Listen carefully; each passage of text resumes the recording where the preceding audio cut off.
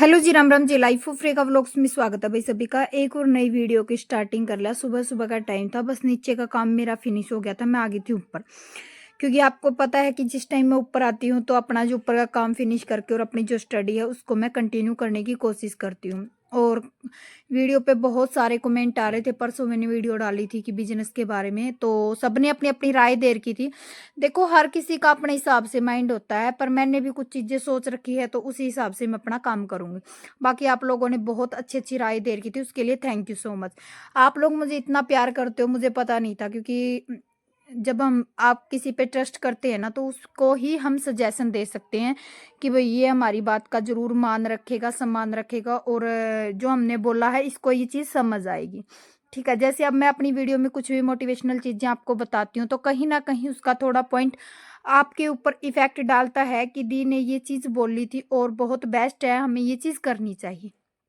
ठीक है, तो बाकी आप लोगों का दिल से बहुत बहुत शुक्रिया इतना प्यार सपोर्ट देने के लिए और वीडियो पे कमेंट करने के लिए मेरे कहने के बाद।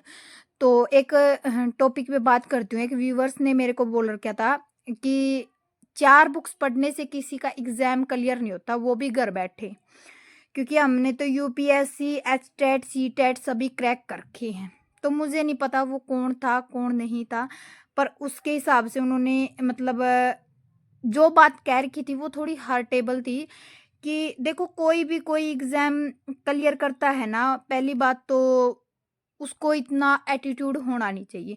ठीक है, आपने आपको हुनर दे रखा परमात्मा ने और आपने आपका एग्जाम है जो क्रैक कर दिया, बहुत अच्छी बात है।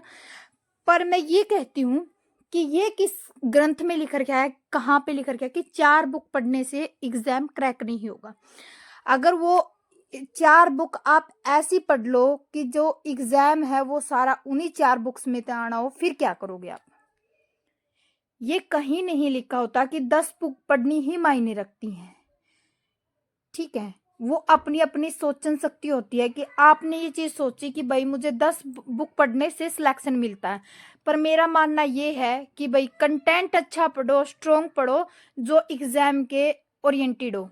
और हर टीचर यही चीज बोलता है कि 10 बुक पढ़ने की बजाय 4 बुक पढ़ो जो सबसे बेस्ट हो, जिसका सिलेबस है वो सिर्फ एग्जाम ओरिएंटेड हो, ताकि आपका एग्जाम क्रैक हो जाए।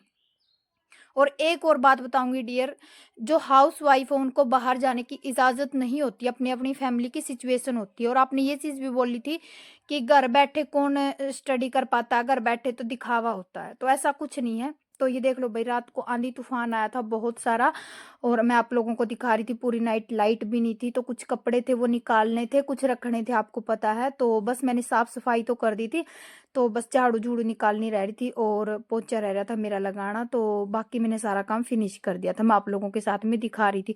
और ये कुछ कपड़े देने खातर निकाल रखे हैं भाई, और मम्मी का एक सूट है ये प्रेस के लिए रखा, क्योंकि ये कपड़े मैंने एक्स्ट्रा थे मेरे पास, तो ये मैंने निकाल के रख दिए हैं, किसी ना किसी को मतलब दिए जाएंगे जिसको यूज में हो जाए। तो मैं ऐसे ही करती हूँ, अगर जो सूट मुझे नहीं पहनने या मेरे यूज में नहीं है वो मैं मतलब किसी ना किसी को दे देती हूँ। तो चलिए, इन चीज़ों को तो छोड़ो। तो उन्होंने बोला था कि घर बैठे कोई स्टडी नहीं होती है, सिर्फ दिखावा होता है। तो डियर, मैं एक चीज़ बोलूँगी यहाँ पे, ऐसा कुछ नहीं होता है कि घर बैठे स्टडी नहीं होती। घर बैठे तो आप कुछ भी कर सकते हो। आज के टाइम में ऐसा टाइम है, ठीक है ना, बाहर जाने की ज़रूरत नहीं है। जब आप घर बैठे शॉपिंग कर सकते हो, आप घर बैठे बुक्स मंगा सकते हो, अगर आप घर बैठे स्टडी कर सकते हो ऑनलाइन, तो और क्या करने की ज़रूरत रहेगी? ठीक है ना? वो खुद पे डिपेंड होता है कि बंदा कितना कर पाता है घर बैठ के, कितना नहीं कर पाता, कितना टाइम उसके पास होता है। और हर हाउसवाइफ या हर लड़की के पास बाहर जाने की इजाज़त नहीं होती, क्योंकि घर के कंफर्टेबल नहीं होते इस चीज़ में। और जिसके पास बच्चे होते हैं और जिसकी जॉइंट फैमिली होती है, उसको तो बिल्कुल टाइम ही नहीं होता कि वो बाहर जाके अपनी स्टडी को कर पाए।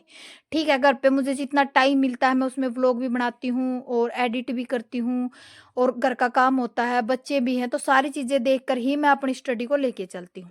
कहने से पहले आप ये सोचा करो कि एक लड़की की लाइफ में कितना स्ट्रगल है। मुझे नहीं पता आप लड़का हो लड़की हो, जो भी हो, तो कमेंट करने से पहले सोच लिया करो। और इतना ईगो अच्छा नहीं होता कि आपने जो एग्जाम क्लियर करके हैं, आप इतना ईगो में बोल रहे थे कि हमने तो लाइब्रेरी में बैठ के हमारे एग्जाम क्लियर किए हैं, ऐसे किए हैं। चलो, आपने जो भी किया बहुत अच्छा किया है, ठीक है। पर किसी को हर्ट करने की आपको इजाज़त नहीं दी है मेरे हिसाब से। और आप लोग भी ज़रूर बताना ये चीज़ कि 10 बुक पढ़नी मायने रखती है, लाइब्रेरी में बैठना मायने रखता है, या फिर एग्ज़ाम ओरिएंटेड 4 बुक बेस्ट रहती हैं। मेरी थिंकिंग तो यही है कि एग्ज़ाम ओरिएंटेड 4 बुक पढ़ो, सबसे बेस्ट रहेंगी 10 बुक लेने की बजाय। अगर वो 10 बुकों का कंटेंट 4 बुकों में है तो कोई ज़रूरी नहीं है हमें 10 बुक परचेज़ करनी। ठीक है? वो अपनी-अपनी सोचन शक्ति होती है कि हम किस लेवल तक सोच सकते हैं, कितना हमें पढ़ना है, कितना नहीं पढ़ना है। ठीक है? तो मेरे हिसाब से आपको आपकी बात का जवाब मिल गया होगा। और ये एक वही शख्स है जिस पे मैंने वीडियो बनाई थी कमेंट वाला, इसी ने कमेंट किया था कि 4 बुक पढ़ने से कुछ नहीं होगा। तो कोई बात नहीं भई, हम अपनी 4 बुक पे हमें बहुत भरोसा है और खुद पे विश्वास होना तो 2 बुक से भी पढ़ के हम एग्ज़ाम क्रैक कर सकते हैं। ठीक है? अगर इंसान मेहनत के काबिल है तो। और हमें किसी चीज़ का मेन चीज़ है कि घमंड नहीं करना चाहिए, चाहे या एग्ज़ाम है, चाहे बिज़नेस है, चाहे किसी भी चीज़ का मान के चलो लाइफ़ में, क्योंकि घमंड तो बहुत गंदी और बहुत गलत चीज़ होती है। ठीक है?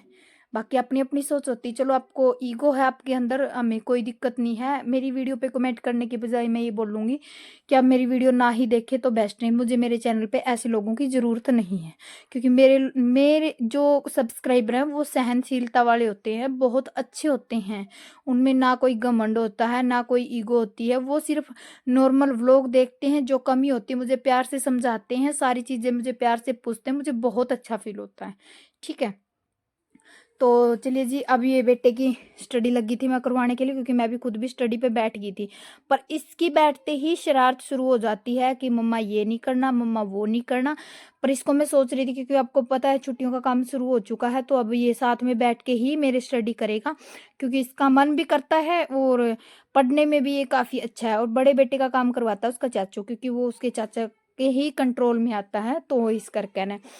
तो बस मैं भी अपना साथ के साथ जो साइकोलॉजी का है वो रिवीजन ले रही थी। और आप लोग भी जितना जितना सिलेबस हो चुका है कमेंट में एक बार जरूर बता देना कि कितना क्या कुछ हो रहा है। एक बहन भारती ने कमेंट करके आता, दीदी वैसे तो मैं मतलब हरियाणा से बिलोंग करती हूँ, पर शादी मेरी दिल्ली में हुई है, तो मेरा आधार कार्ड, भाई देखो आधार कार्ड तो आपका जो दिल्ली का है वही का चलेगा। ठीक है? क्योंकि आप दिल्ली के ही कैंडिडेट हो चुके हो जब आपकी शादी वहाँ हो चुकी है, क्योंकि आपके हस्बैंड का नाम से ही जो आधार कार्ड है वो चलेगा, तो उस हिसाब से आपके डॉक्यूमेंट्स वहीं के बनेंगे। ठीक है? आप वैकेंसी शायद भर सकते हो मेरे हिसाब से, देखो मुझे कंप्लीट जानकारी नहीं है, जितना मेरे हिसाब से है वैकेंसी आप भर सकते हो। जब आप राजस्थान के हरियाणा में भर सकते हो, दिल्ली के क्यों नहीं भर सकते? आप आराम से भर सकते हो, ऐसी कोई प्रॉब्लम नहीं है, सीटी वगैरह सब भर सकते हो। ठीक है? तो साइकोलॉजी का मैं रिवीजन करी थी। हाँ, एक एसएसटी के लिए बहुत कमेंट आ रहे थे कि दी एसएसटी के लिए कोई बुक बताओ। भई एसएसटी की बुक मैंने हर वीडियो में, हर व्लॉग में, हर लाइव में मैंने जो एसएसटी की बुक है वो बता रखी है। तो प्लीज़ रिक्वेस्ट आप पिछली वीडियो को देखें और उसमें एसएसटी के बुक का भी नाम पता चल जाएगा, आपने सारी चीज़ों का नाम पता चल जाएगा। तो आप वहाँ जाके थोड़ा पिछली वीडियो बुक लिस्ट वाली वीडियो है उसको आप चेक करें तो आपको मिल जाएगी। ठीक है? तो बस यहाँ पे मैंने साइकोलॉजी का रिवीजन कर लिया था, 11 के अराउंड टाइम हो चुका था मेरे हिसाब से। ठीक है? तो आज की वीडियो पता है म्यूट क्यों कर रखी मैंने सारी, क्योंकि बहुत सारी बातें मुझे क्लियर करनी थी। कुछ लोगों के डाउट्स होते हैं, आप व्लॉग बनाते हो, आप ये चलो मैं व्लॉग भी छोड़ भी दूँ तो मैं आप लोगों को एक बात बताती हूँ। व्लॉग बनाना कोई बुरी बात नहीं है, सिर्फ ये आपकी सोच है कि व्लॉग बनाने वाले बंदे स्टडी नहीं करते। क्योंकि हमें तो हर चीज़ में सारी चीज़ें देख के चलनी पड़ती है, हमें तो आपको रिजल्ट भी देना है, हमें आपको सारी चीज़ें बातें बता रखी हैं, उन पे खरा उतरना है, तो इस करके। और बहुत सारी लेडीज़ होती हैं जो बोलती हैं कि दी हमें आपसे मोटिवेशन मिलता है। उन ख़ास तौर पे लड़कियों के लिए ये वीडियो होती है कि उनको मोटिवेशन मिलता है, क्योंकि वो घर के साथ में, बच्चों के साथ में, बहुत सारी मजबूरियों के साथ में अपनी स्टडी को कंटिन्यू रखती हैं। पर मैं एक चीज़ बोलूँगी, आप कभी भी हार मत मानो, ये मत मानो। मैं समझती हूँ कि आप थक जाते हो बच्चों के साथ में, घर के काम के साथ में, क्योंकि सारी चीज़ें हैंडल करना एक लेडीज़ को बहुत मुश्किल हो जाता है। पर परमात्मा ने इतनी शक्ति हमें दी होती है कहीं न कहीं कि हम थोड़ी ही मेहनत करेंगे, तो कहीं न कहीं हम उस सेफ ज़ोन से बाहर निकल के अपनी कामयाबी के रास्ते पे चलेंगे। ठीक है?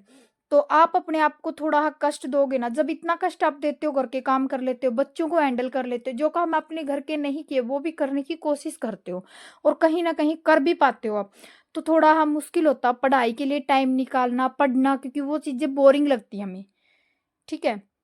और जो हमारी लाइफ बनाती है ना जो चीज़ें, वो हमें हमेशा लाइफ में बोरिंग ही लगेगी कोई भी चीज़।